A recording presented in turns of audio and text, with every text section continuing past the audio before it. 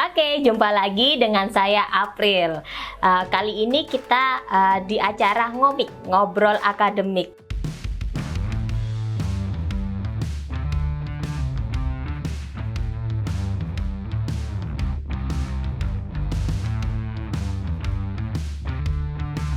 Di sebelah saya sudah ada Mbak Rima ya, dari tim apa? Tim akreditasi Klot. Tim akreditasi Klot. Kita tahu, karena dengan tim akreditasi Klot, kita akan ngulik atau bahas tentang akreditasi ya. Seperti di vlog sebelumnya, kita sudah bahas bagaimana sih aturan-aturan Ban PT yang terbaru. Oke, kita mulai ya. Yang pertama, Mbak Rima. Kita tahu peraturannya akreditasi yang terbaru, kampus itu sudah tidak perlu lagi melakukan perpanjangan akreditasi. Semua sudah dilakukan perpanjangan otomatis. Ya. Benar ya? Iya, betul sekali Mbak April. Oke, benar. Nah, Mbak Rima sudah ada pernah nggak contoh kampus yang masanya sudah hampir habis di laman Ban PT itu sampai statusnya tidak kadaluarsa lagi, tapi otomatis tanggalnya berubah tuh 5 tahun ke depan. Gimana? Oke, kalau yang masalah itu kita masih belum pernah tahu ya Mbak, case yang seperti itu. Tapi kalau misalkan masa kadaluarsanya udah mau habis atau sudah habis, itu di laman Ban PT memang masih tertulis masa berlaku kadaluarsa seperti itu. Loh, kalau masih tertulis masa berlaku kadaluarsa, otomatis yang tadi dong, perpanjangan otomatis itu tidak berlaku dong aturan itu. Gimana? Nah, sebenarnya itu sudah ada peraturannya seperti itu, tapi ada beberapa hal yang memang harus diperhatikan oleh perguruan tinggi atau prodi ketika masa berlakunya itu akan habis. Apa yang perlu diperhatikan? Iya, jadi yang ada informasi bahwa mekanisme perpanjangan akreditasi ini akan diperpanjang secara otomatis, ini tidak serta-merta akan diperpanjang secara otomatis begitu Mbak April. Ada beberapa hal yang harus diperhatikan, yaitu tentang evaluasi yang nanti akan dilakukan oleh Ban PT gitu. Oke, kita lanjut berarti evaluasi. Evaluasinya seperti apa? Memastikan nilai dari sebelumnya itu tidak turun ya, kualitas dari akreditasinya. Ya, tentunya seperti itu. Dan ada beberapa hal juga atau poin-poin yang harus dipenuhi oleh perguruan tinggi atau program studi yang akan habis masa kadaluarsanya. Oke, boleh dong diceritakan evaluasi ini dari Ban PT-nya melakukannya mulai kapan, kemudian setiap berapa tahunkah, dan poin-poinnya tadi. Oke, kalau dari peraturan yang sudah ada itu dijelaskan bahwa 3 bulan sebelum masa berlakunya atau masa akreditasinya habis, itu Ban PT sudah melakukan evaluasi. Nah, evaluasinya itu ada 4 poin, Mbak. 4 poin. Iya, 4 poin. Yang pertama tentang status dari perguruan tinggi atau program studinya itu harus masih aktif di PD Dikti Feeder. Kemudian yang kedua, ini tentang jumlah dosen yang mengajar tentunya ya. Jumlah dosen yang mengajar atau jumlah dosen tetapnya? Jumlah dosen tetap dan tidak tetapnya juga termasuk. Lalu yang ketiga ini tentang jumlah mahasiswa. Jadi jumlah mahasiswa itu harus konsisten dan tetap dilaporkan ke PD Dikti. Gitu. Dan yang terakhir tentang rasio dosen dan mahasiswa gitu. Sesuai dengan jenjangnya ada aturan-aturannya yang lebih rinci juga nanti di sana. Mulai dari bulan Juli, untuk perpanjangan akreditasi perguruan tinggi menggunakan indikator pemantauan yang terbaru, yaitu tentang akreditasi program studi, kemudian mahasiswa baru selama 3 tahun terakhir, dosen tetap dan tidak tetap, lalu ada juga rasio dosen dan mahasiswa, ada jumlah kelulusan juga selama 3 tahun terakhir, lalu ada juga rata-rata IPK, masa studi, prosentase kelulusan tepat waktu, dan juga prosentase keberhasilan studi. Dan untuk program studi dimulai dari bulan Agustus, untuk indikator pemantauan terbarunya adalah mahasiswa baru, mahasiswa asing, dosen tetap dan tidak tetap, lalu ada juga rasio dosen, dan jumlah lulusan 3 tahun terakhir, tentang IPK, tentang masa studi, lalu prosentase kelulusan tepat waktu, keberhasilan studi, dan kualifikasi akademik serta jabatan akademik dari dosen tetap. Kalau nilainya masih terpenuhi seperti apa? Kalau ada nilai yang tidak terpenuhi seperti apa? Oke, jadi kalau ada yang tidak terpenuhi, dijelaskan juga di sana bahwa akan ada tindak lanjut dari Ban PT. Tindak lanjutnya ini bisa nanti dari perguruan tinggi atau program studinya mengajukan akreditasi ulang, ataukah dengan hasil evaluasinya itu nanti turunkan dari Jadi, peringkat oke. akreditasinya. Jadi akan ada surat pemberitahuan ke Iya, kampus. pasti ada.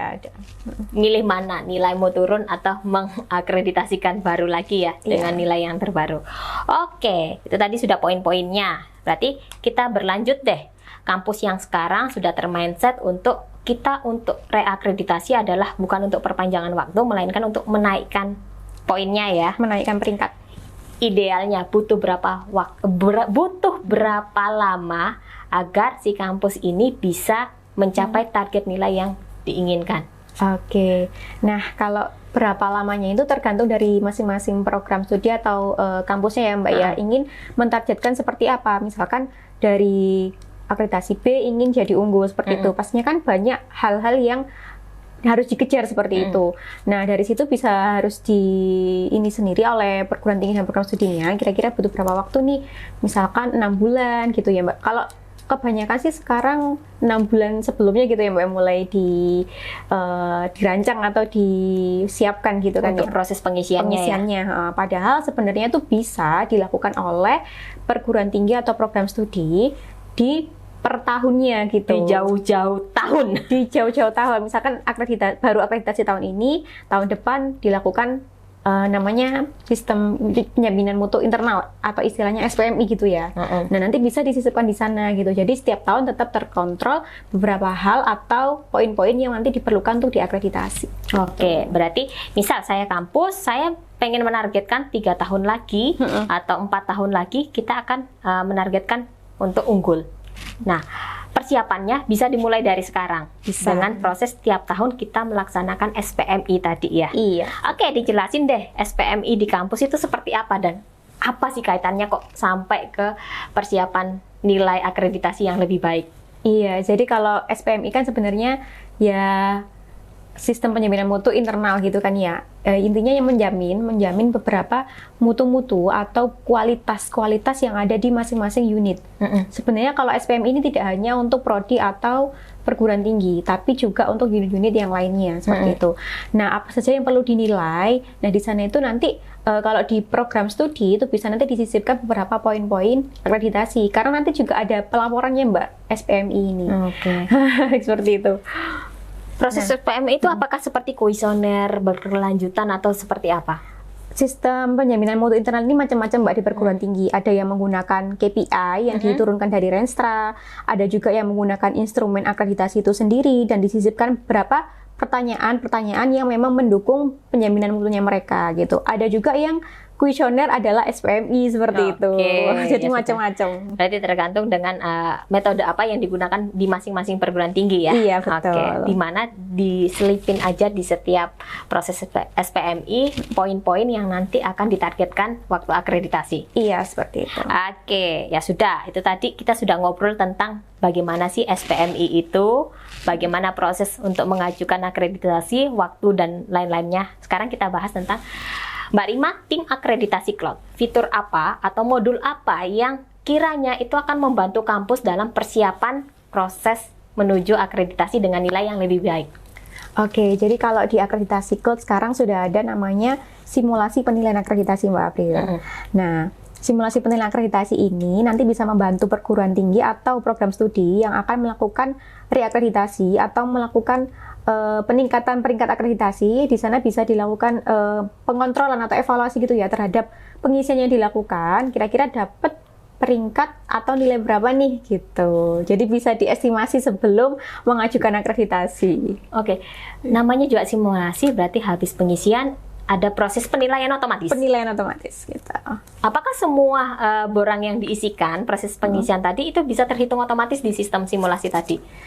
Karena penilaian ini kan ada dua tipe ya Mbak ya, ada yang kualitatif, ada yang kuantitatif. Oke. Kalau yang kuantitatif tentunya langsung dihitungkan dari sistem. Oke. Kalau yang kualitatif perlu peran asesor tentunya. Oke, perlu peran asesor. Apakah Iya. itu menjadi syarat utama agar kampus bisa menggunakan fitur ini atau gimana? Ada bukan syarat utama tapi adalah salah satu syaratnya gitu. Karena syarat yang utama adalah komitmen untuk menggunakan akreditasi cloud ini dengan baik gitu. Oke. Yang pertama komitmen kampus kalau memang menuju 3 tahun lagi mau nilai sekian, berarti komitmen untuk kita rutin setiap tahun menggunakan ya. Iya, betul. Yang kedua tadi asesor internal. Asesor internal. Boleh nggak diceritakan asesor internal itu apakah dari pihak kampus sendiri atau seperti apa kriteria asesor ini? Iya, kalau kriteria asesor internal ini sebenarnya tergantung dari kebijakan masing-masing ya Mbak ya.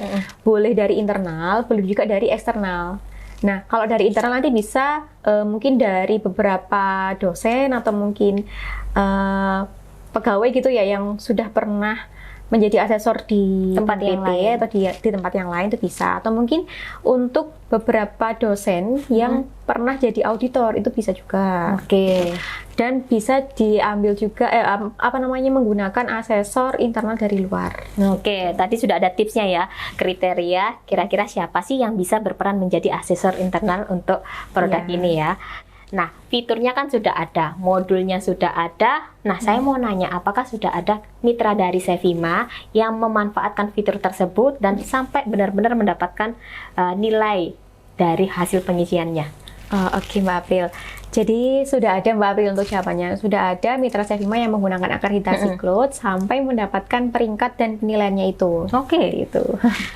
Ya, jadi di sini di salah satu mitra Sevima ini memiliki asesor internal di mana satu asesor saja. Hanya satu menilai 5 prodi. 5 prodi. Butuh waktu berapa lama ini?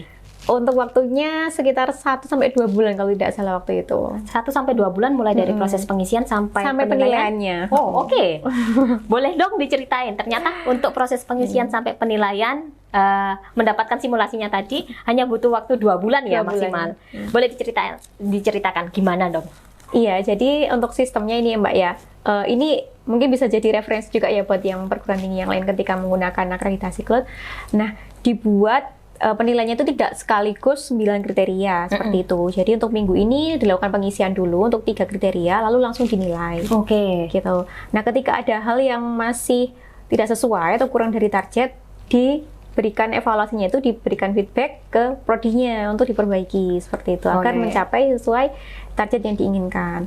Lalu setelah itu beres baru dilanjut ke penilaian berikutnya, pengisian dan penilaian berikutnya seperti itu. Oke, jadi memang dilakukan bertahap. 3 borang dulu, pengisian sampai penilaian. Ketika ada kekurangan dari poin, langsung diberikan ke prodi untuk dibenarkan. Iya, betul. Oke, nice. Jadi hanya butuh waktu 1 sampai 2 bulan saja ya, 1 sampai waktu 2 bulan. sampai nilai keluar. Sampai nilainya keluar. Boleh tahu nggak nilainya beneran keluar sesuai yang diekspektasikan apa belum? Kalau itu saya kurang tahu.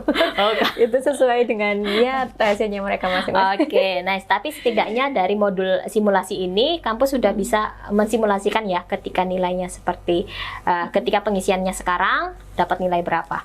Nah, salah satu faktor yang membuat lama itu adalah sebenarnya proses pengisiannya. Kalau itu dilakukan tiap tahun, tentu kan, aduh, kita tahu ya, ada yang sampai 6 bulan untuk persiapan pengisian saja. Masa 1 tahun saya harus membuang waktu 6 bulan untuk proses pengisian ini?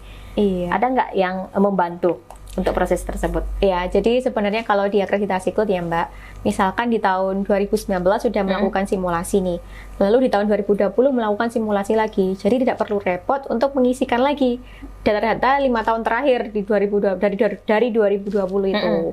Cukup mengisikan pengisian yang di 2020 saja karena ada fitur salin data dari periode sebelumnya. Oke, jadi walaupun dilakukan tiap tahun, kampus sebenarnya tidak melakukan input ulang ya. Iya. Tinggal copy dari tahun sebelumnya, kita mengisikan tahun terbaru, kemudian kita simulasikan lagi nilainya ya. Iya, Oke, nice banget. Nah, itu hal yang bisa kita sharing dalam acara Ngomik episode kali ini. Nah, Mbak Rima, saya mau minta waktu lagi, mungkin di minggu depan. Masih banyak pertanyaan, kita tahu peringkat akreditasi itu ada, kalau sebelumnya ada A, B, C, dan tidak terakreditasi ya. Betul. Tapi sudah mulai 2020 ini ya, 2020 peringkatnya sudah terbaru. Ada unggul, baik sekali ya. Iya. Nah, karena kampus tidak perlu melakukan reakreditasi ulang, tapi kan bagaimana cara agar nilai akreditasi yang lama bisa terkonversi dengan peringkat yang terbaru? Adakah caranya?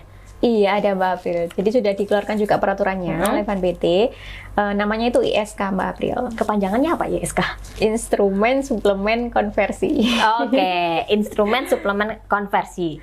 Nah, itu menjadi clue untuk next vlog kita. Bagaimana proses mengajukan ISK tadi dan apa sih poin-poin yang ada di ISK, apakah sama beratnya dengan kita melakukan reakreditasi atau lebih ringan? Poin-poinnya seperti apa? Nantikan di vlog selanjutnya ya. Karena vlog selanjutnya tidak kalah penting ya. Jangan lupa like, subscribe, jangan lupa nyalakan juga ya tombol notifikasinya. Dan ketika ada yang mau dibahas di next video selanjutnya, silakan komen di YouTube kita. Solusi teknologi perguruan tinggi Anda. Sevima, Revolutionize Education.